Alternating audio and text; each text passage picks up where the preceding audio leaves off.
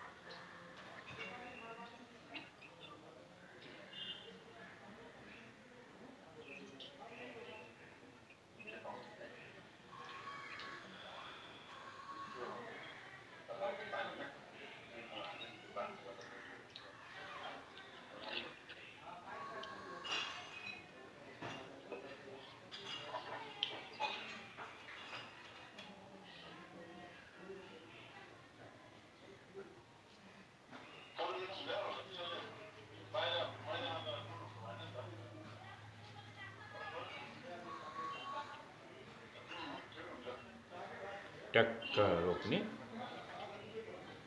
ओम ओम ठक्कै जहाँ छ त्यहीँ रोक्ने।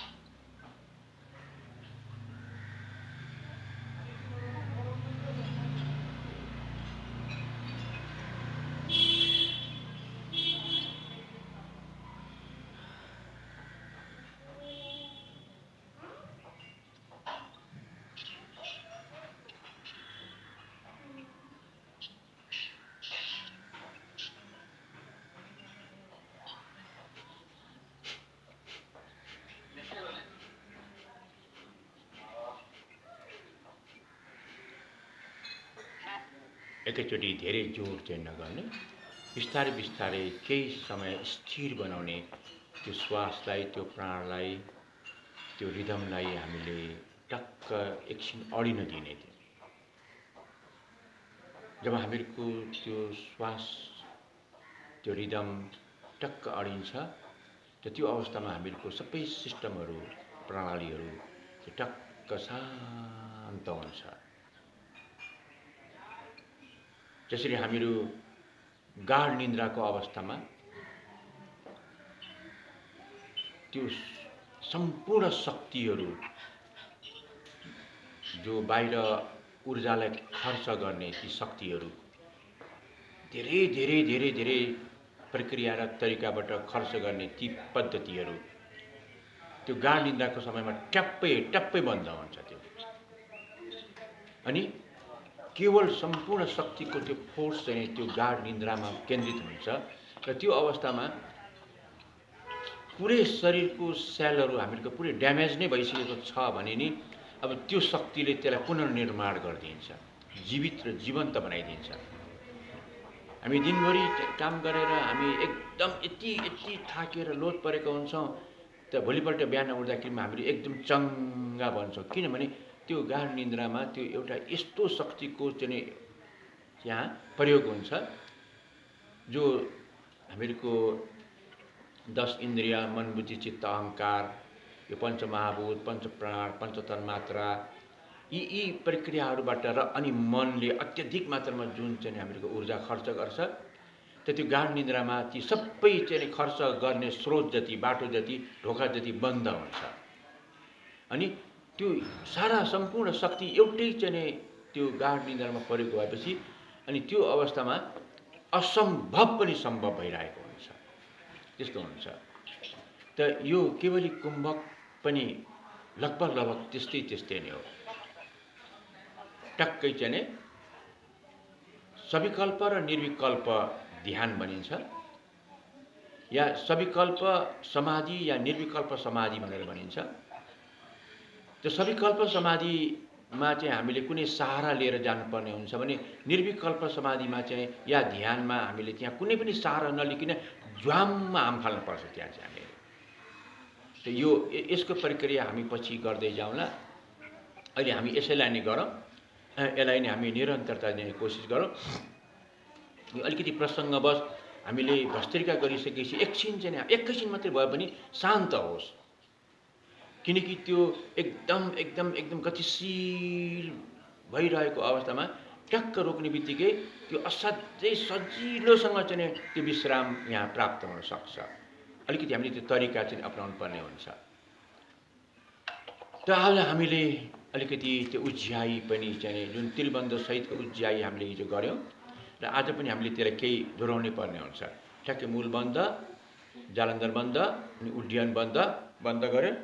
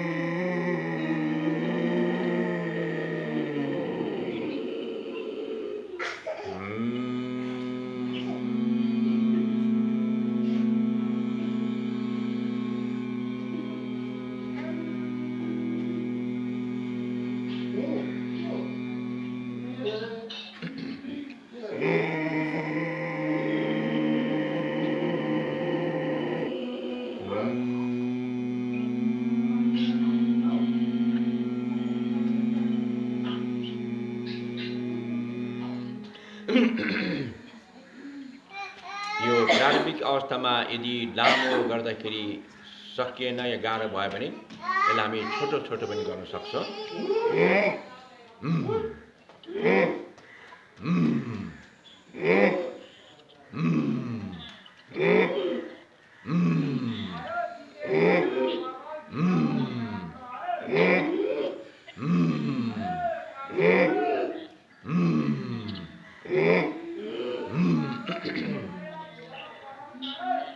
अब यसलाई हामीले कसरी गर्नुपर्ने हुन्छ त्यो आफैले आफ्नो शरीरको अवस्था अनुसार हामीले गर्नुपर्ने हुन्छ। लामो सकिन्छ भने लामो कोसिस गर्ने,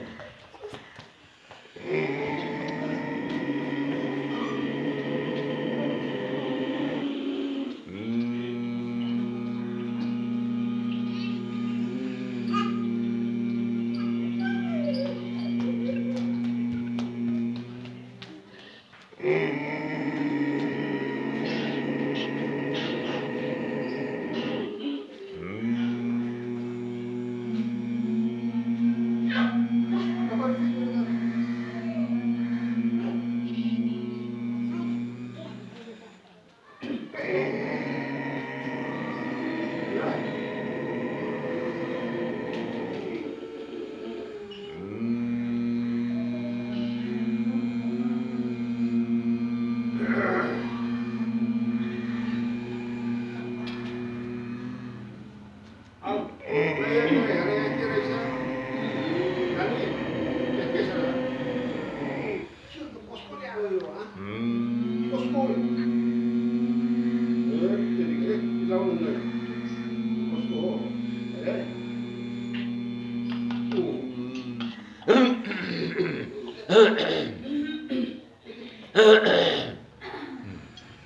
यसलाई हामीले यहाँ उज्याइमा हामी भ्रामरी पनि जोड्न सक्छौँ। आज अलिकति भ्रामरी पनि गरेर हेरौँ।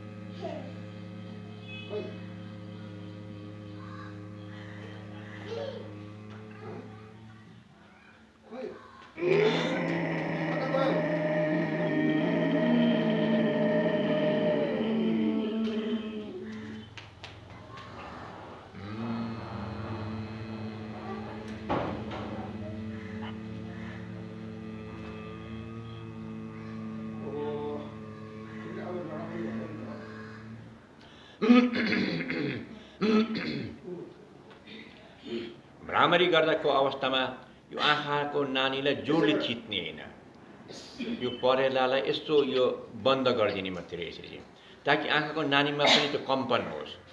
जस्तो ओठ पनि जोडले बन्द गर्ने होइन, ओठमा पनि कम्पन होस्। जिब्रोलाई पनि बिचमा राख्ने, जिब्रो पनि यदि हामीले एकातिर टसायौँ भनेदेखि त्यो त्यहाँ कम्पन हुँदैन। त्यो हामीले यसरी चाहिँ कानलाई पनि हामीले जोडले थिच्ने होइन, यो कानको लोतीले यस्तो बिर्को लगा जस्तो टक्कै लगाइदिने मात्रै हो यसरी चाहिँ। यो नाकलाई पनि हामीले जोडले बन्द गर्ने होइन, टक्कै अलिकति यहाँ चाहिँ राम्रो कम्पन होस्, त्यो त्यो हामीले यसलाई त्यसरी बन्द गर्नुपर्ने हुन्छ।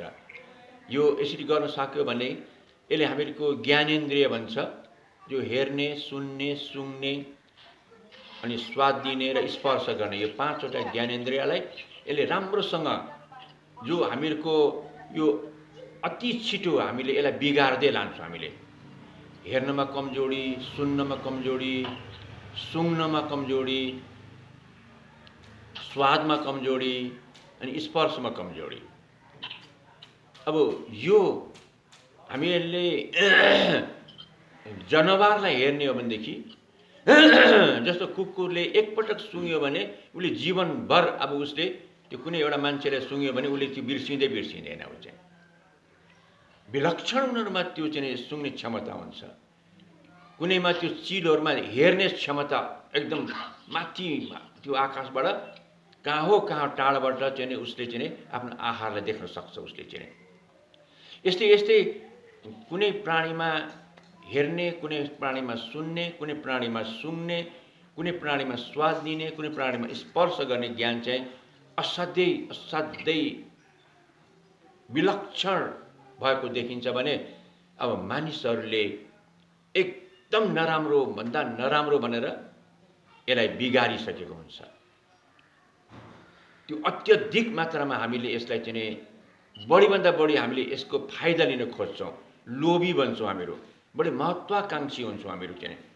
जसले गर्दाखेरिमा हामीहरूको यो यसलाई पञ्चतन मात्रा भन्छ। शब्द, स्पर्श, रूप, रस, गन्ध, यो पञ्चतन मात्रा भन्छ। यसलाई हामीले ध्वस्त बनाइसकेको हुन्छौँ। त यो अभ्यासद्वारा हामीले चाहिँ यो जस्तो कोरोनाको समयमा चाहिँ गन्ध हराउँछ, स्वादै हुँदैन, यता स्वाद हुँदैन, उता गन्ध आउँदैन। त यो हामीहरूले चाहिँ अब यो कोरोनाकै लागि पनि चाहिँ हामीले चाहिँ स्वाद शक्तिलाई पनि चाहिँ हामीले चाहिँ बनाइराख्नु पर्यो र गन्ध शक्तिलाई पनि हामीले चाहिँ एकदम सशक्त शक्तिशाली बनाइराख्नु पर्यो। अब त्यति दुईटा इन्द्रिय मात्रै हामीको सशक्त शक्तिशाली छ भने अब त्यो कोरोनाको लक्षण नै अब चाहिँ हामीले जो हुनेवाला हो त्यसलाई हामीले बन्द गरिदियौँ। हामीले चाहिँ यसको मतलब हामी अब सुरक्षित भयौँ। हामी त यो हामीले यसलाई यो किसिमले चाहिँ हामीले गर्नुपर्ने हुन्छ। जसरी अब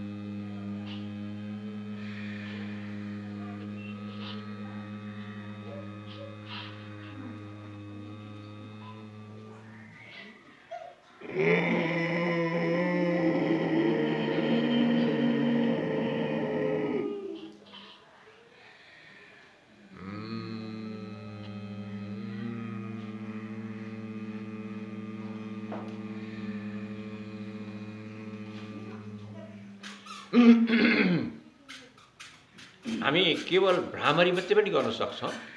यहाँ त हामीले उज्यायी प्राणायाम र भ्रामरी प्राणायाम एकैसाथमा दुईटा प्राणायाम एकैसाथमा गरिरहेका छौँ। त्यो भ्रामरी मात्रै पनि गर्न मिल्छ। श्वास तानी यसरी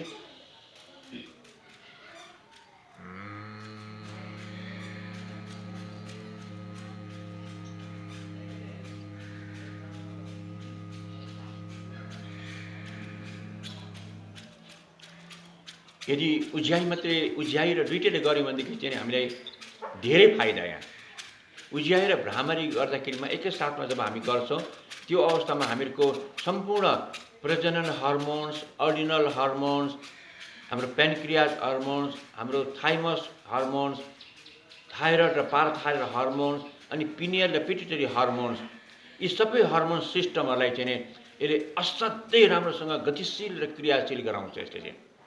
किनकि हामी मूलबन्ध, उड्डयन बन्ध, जालन्धर बन्ध गर्छौँ हामीले। अर्को कुरो, जब हामी मेरुदण्डभित्र चाहिँ हामी त्यो ध्वनिलाई चाहिँ यात्रा गराउँछौँ त त्यो क्रममा चाहिँ हामीहरूको जुन बोन म्यारोले नै हामीहरूको इम्युनिटी सेल र हिमोग्लोबिन सेलको निर्माण गर्छ भनेर आधुनिक चिकित्सकहरूले चाहिँ यसको वर्णन गर्छन्। तर हामीहरू योग र आयुर्वेदमा त हाम्रो यो मेरुदण्डभित्रको चाहिँ बोन म्यारोले हामीहरूको सप्त धातु निर्माण गर्छ भन्ने चाहिँ मान्यता छ। यदि हाम्रो यो सप्त धातुलाई चाहिँ विकास गर्नु छ भने हामीले यो उज्याई र भ्रामरी अत्यधिक मात्रामा राम्रोसँग पुरा बन्धको साथमा गर्न सक्नुपर्ने हुन्छ। एकदम राम्रो बन्ध पहिला अलिकति हामीले बेला बेला अभ्यास गर्ने, जस्तो मूल बन्ध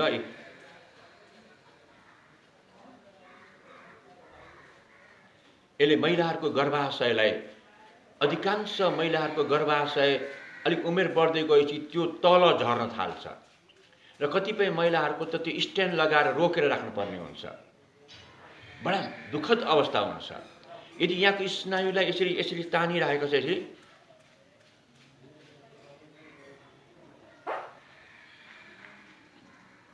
अब महिलाहरूको त्यो समस्याबाट बच्न र बचाउन सक्छ। कतिपय महिलाहरूको ट्युमर भइरहेको हुन्छ यस्ता, किनकि यो पुरुषको तुलनामा महिलाहरूको यो गर्भाशय र डिम्बाशय अतिरिक्त अङ्ग भएको हुनाले यो पुरुषको तुलनामा महिलाले अलिकति बढी नै गर्नुपर्छ। यो चाहिँ पुरुषहरूको पनि प्रोस्टेट ग्ल्यान्डको लागि असाध्यै राम्रो हुन्छ। प्रोस्टेट ग्ल्यान्ड एकदम हामीले यसलाई प्रोस्टेट ग्ल्यान्डलाई चाहिँ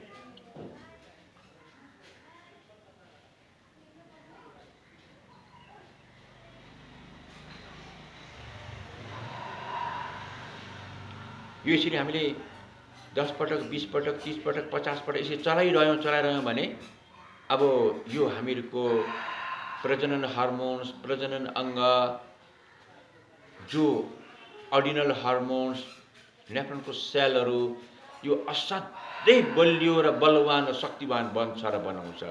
जो यो बलियो हुनु भनेको हामी युवा हुनु हो, पुनर्युवा बन्नु हो। हामीहरू चाहिँ हामी जति यसलाई बिगार्दै जान्छौँ हामी एकदम छिटोभन्दा छिटो बुढो बन्दै जान्छौँ हामीहरू चाहिँ। त यसलाई हामी जति चाहिँ सुधार्दै लान्छौँ हामी उति उमेर जतिसुकै बढ्दै गए पनि हामी युवाको युवा बनिराख्न सक्छौँ। हामीहरू चाहिँ यो त्यति सशक्त शक्तिशाली चाहिँ मानिन्छ यो हाम्रो मूल बन्ध। र जालन्धर बन्ध पनि असाध्य महत्त्वपूर्ण मानिन्छ। जालन्धर बन्ध पनि चाहिँ मृत्युलाई जित्न सक्ने भनेर भनिन्छ। किनकि जालन्धर बन्धले चाहिँ हामीहरूको उदान प्राणलाई चाहिँ बलवान बनाउँछ। उदान प्राण हामीहरूको चाहिँ यो घाँटीभन्दा माथि मस्तिष्कलाई चलाउने र चाहिँ निर्माण र विकास गर्ने काम त्यो उदान प्राणको जिम्मेवारी हुन्छ। यदि उदान प्राण चाहिँ हामीले बिगार्न पुग्यौँ भनेदेखि हामीहरूको मस्तिष्क एकदम छिटो निष्क्रिय भइदिन्छ, त्यो छिटो बुढो भइदिन्छ। त्यो चाहिँ त्यही उदान प्राणलाई चाहिँ हामीले जालन्धर बन्धबाट चाहिँ अत्यन्त सहज ढङ्गबाट हामीले यसलाई विकास गर्न सक्छौँ। जो यसरी पुरा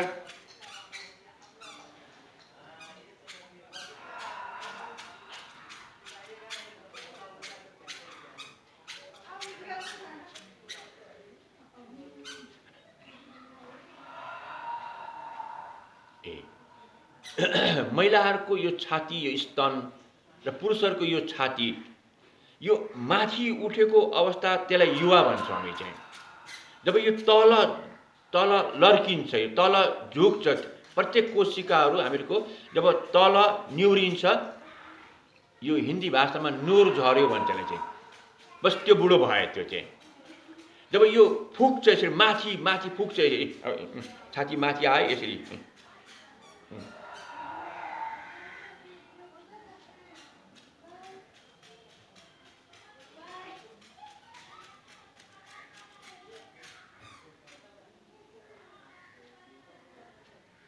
जसको यो छाती यसरी माथि उठ्छ, यसरी माथि आउँछ यसरी, यो त बुढो हुनै सक्दैन, हुँदैन यो त। जब बुढो नै हुँदैन भने उसले मृत्युलाई जित्न सक्छ। अब चाहिँ त्यसै भएर घेरण्ड संहितामा, हठयोग प्रतिविकामा, शिव संहितामा यसको विषयमा निकै वर्णन गरिएको छ।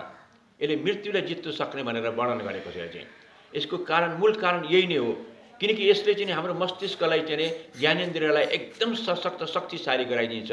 थाइरोइड, पाराथाइरोइड, थाइमस अनि हामीहरूको पिनियल र पिट्युटरी हर्मोन्सलाई चाहिँ सशक्त शक्तिशाली बनाइदिन्छ। यसले चाहिँ त्यसको अभ्यास गर्नु यो त असाध्यै राम्रो अभ्यास पो हो त। यसरी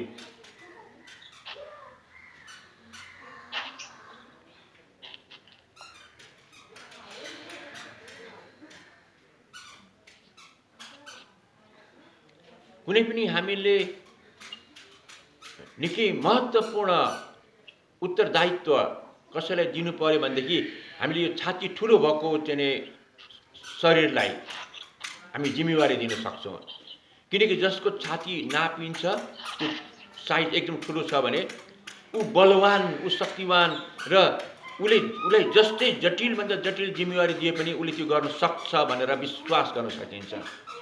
जसको छाती स्वाटै भित्र पसेको छ, अब यस्तो गर्ने बित्तिकै छाती भित्र गयो भने अब यस्तो छाती भित्र गएको त्यो शरीरलाई हामीले विश्वास नगर्दा हुन्छ। किनकि उसले त्यो जिम्मेवारी दिएको पुरा गर्नै सक्दैन। उसले चाहिँ एकदम छिटो थाक्छ, एकदम छिटो चाहिँ त्यो चाहिँ कुनै पनि काम अधुरो छोड्छ उसले चाहिँ, र कुनै पनि जिम्मेवारी पुरा गर्नै सक्दैन। उसले चाहेर पनि सक्दैन। त्यसकारण चाहिँ यो हामीले खालि प्राणायाम गर्दा मात्रै चाहिँ यो बन्द गर्ने हाम्रो चलन छ।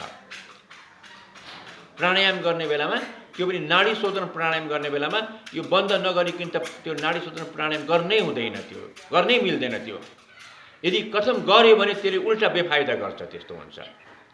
त खालि त्यो प्राणायामको बेलामा मात्रै चाहिँ यो बन्द गर्ने होइन, हामीले अरू समयमा पनि यो बन्दको अभ्यास हामीले गर्ने हो भने यो असाध्यै हामीले यसबाट फाइदा पाउन सक्छौँ।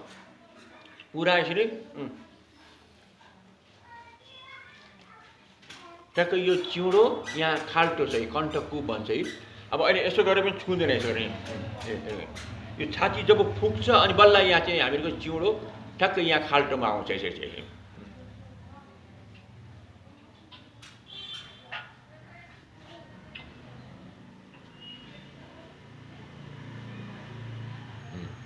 यस्तै उड्डयन बन्द चाहिँ श्वासलाई बाहिर निकालेपछि